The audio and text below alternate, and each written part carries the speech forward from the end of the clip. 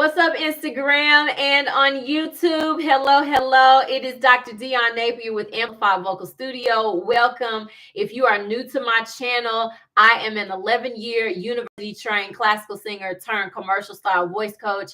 And now I help professional level opera singers and bel canto voice teachers learn how to sing commercial music without sounding operatic. So welcome if you are new, if you are returning. Hey, so today I want to do two things. I want to have a quick chat specifically with my voice teachers around how you feel when you get these CCM students, these commercial style students that sound better than you. We're going to have a straight up conversation because it happens. It happened to me too. And I want to just give you some perspective around that. And then the second thing that I want to do is talk about laryngeal mobility, larynx flexibility, mobility, and why it's important for you to build that into your training tool set when you are crossing over to sing commercial music from classical background. So let's go ahead and get started. So voice teachers, I'm talking to y'all.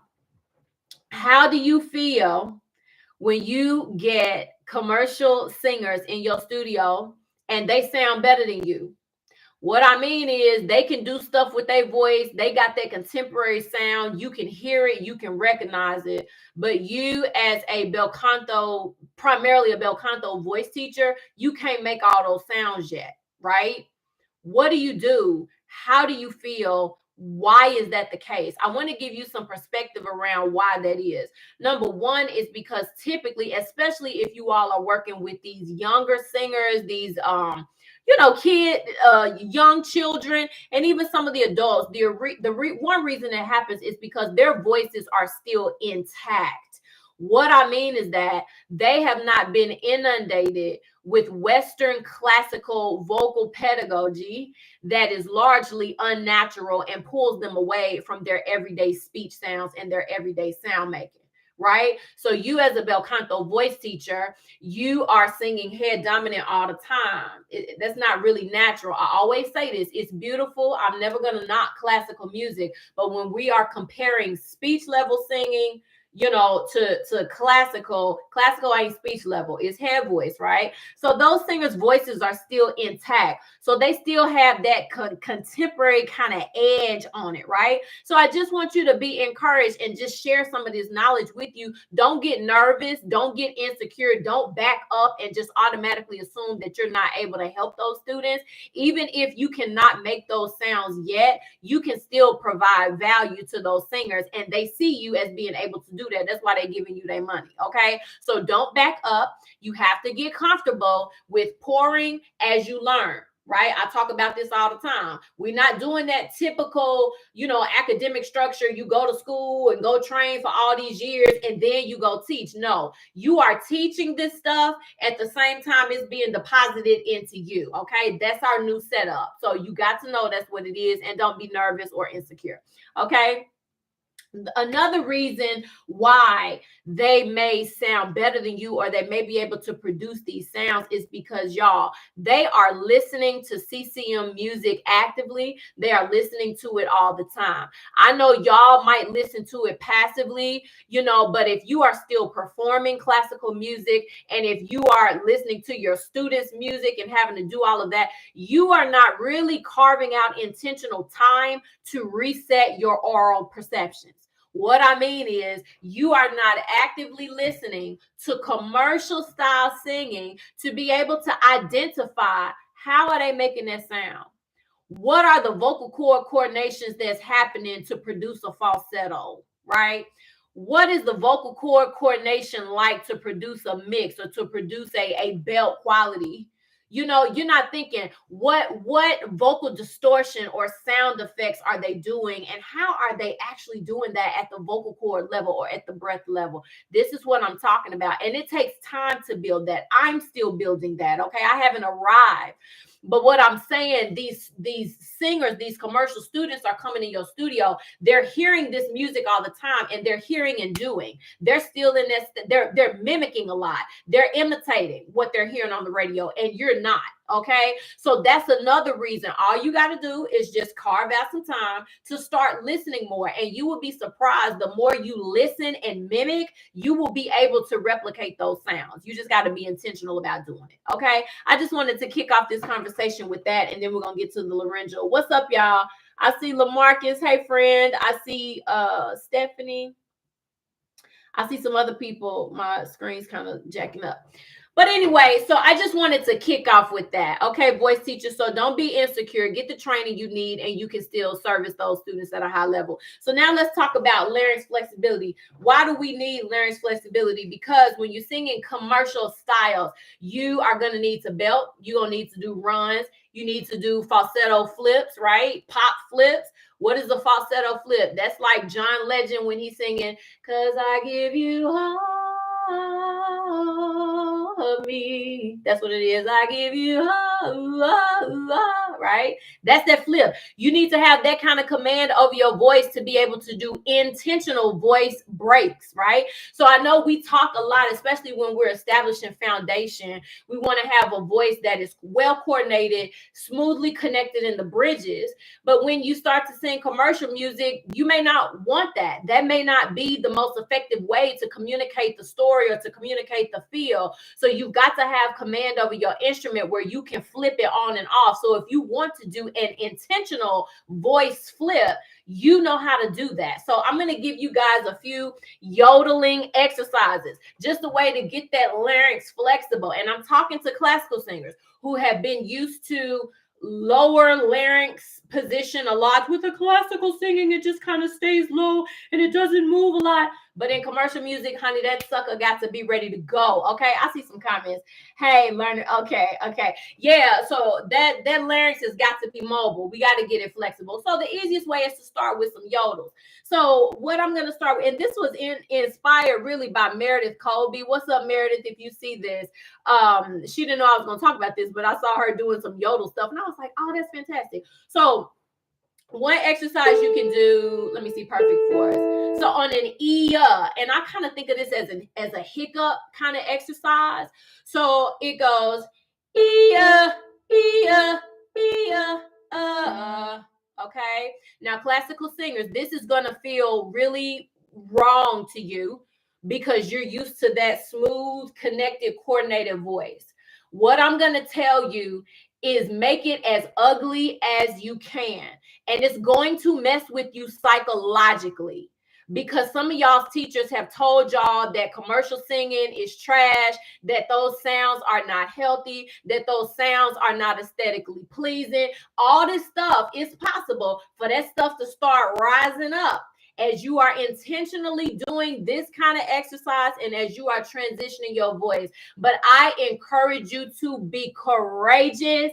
I encourage you, let the stuff come up and still do the exercises. Don't let that stuff punk you out, okay? You are at a place where you have got to have greater command over your instrument to be relevant as well as viable in today's music industry. So we have to bulldoze past those voices from y'all. I guess somebody needed this. Somebody's pulling, because I wasn't expecting to say all this, but I work with these types of singers every day. And when we're doing these different coordinations that don't hit the ear as aesthetically pleasing, a lot of times it can cause you to draw back. We're not drawing back, y'all. We leaning all the way in. And I'm leaning in with y'all. And we're going to do these yodels. Make them ugly. Okay? Here we go. So,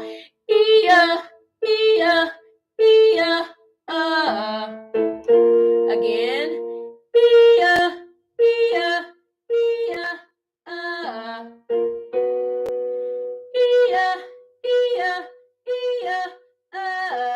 Right? And so again, we're just focusing on larynx flexibility or laryngeal mobility, whatever you want to call it. Just feel that larynx go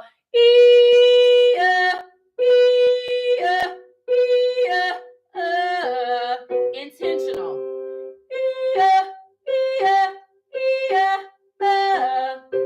One more.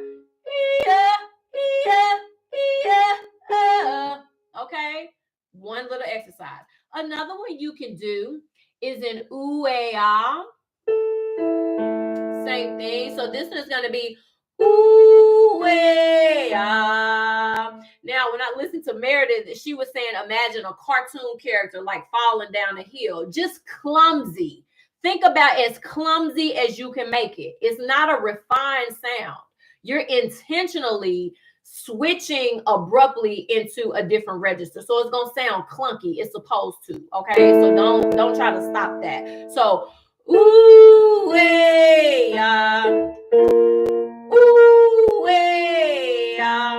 clumsy. Ooh, ooh, ooh,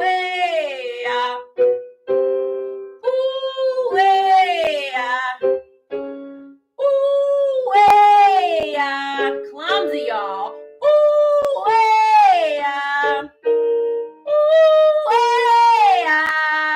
okay, that's another exercise. And then the last one you can do is going to, yes, get that larynx moving, and it's going to help with agility. So this has been coming up too in my studio. A lot of y'all from your classical training, y'all did not develop vocal agility skills. And that baffles me that y'all didn't get that. But I'm coming upon a lot of singers that didn't really move the voice. Y'all, you got to be able to move your instrument, but it's okay. If you didn't pick it up in classical, it's not too late. You can still learn. You can still train and coordinate the muscles. So this one is going to help with agility. Let me see what's my pattern. So this one is going to go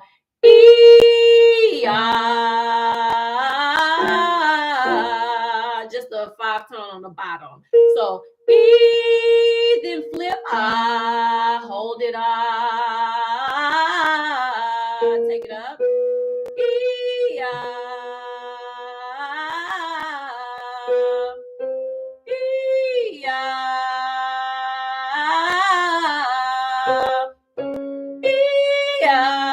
let it flip,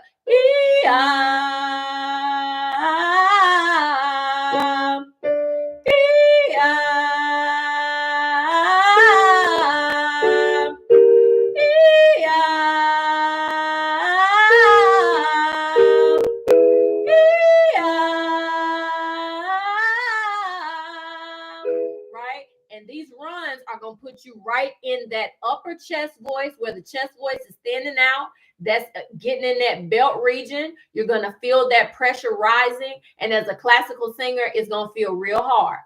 You might feel a little nervous because you're pulling weight up, right? Don't get nervous about that. Just let it thin out. Don't push too much air through. Just keep it easy and relax.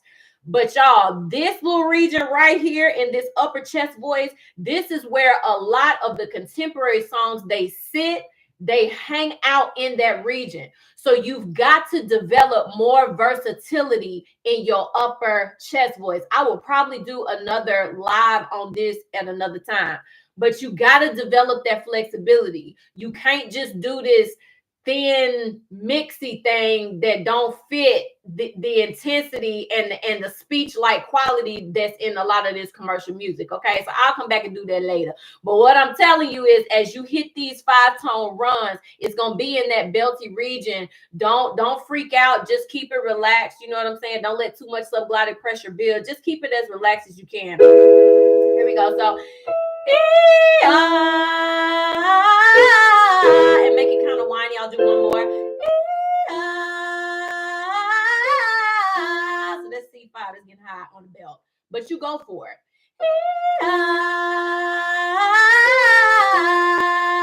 Okay, so those are some exercises y'all can do. And again, I am specifically called to serve professional level opera singers, bel canto voice teachers, those of you all who trained in university who didn't get these good skills there, okay? Because a lot of our universities do not equip us with the knowledge we need right now. So that's why I'm here, okay? And I do have an accelerator program, a mixed belt accelerator program. If you are looking to learn these skills in a more structured way and to have me to guide you through the process, you can DM me the word belt. We can talk about it. That accelerator is open. It's a group program, and it's got all that you need to get you successfully transition from classical to contemporary. So any questions? Somebody said they're from Brazil. What's up from Brazil? Any questions about what I just shared? Larynx flexibility, larynx mobility, and perspectives around your CCM students sounding better than you in the beginning. That's what we're talking about. Let's see. Lamarcus said that part. CCM values colors and sounds, not homogeneous sound that we look for in classical singing. That's right. There are different goals, different values. Yes. Any questions? There are 5 people still here with me live. I'm glad y'all hanging out. Any questions, anything? If not, it's all good. Replay watchers, thank you. Feel free to drop your comments below. Any questions or comments, and I'll come back and respond. Okay, everybody's chilling, so I'm going to go ahead and hop off. Y'all have a good day. I'll be back soon. Take care.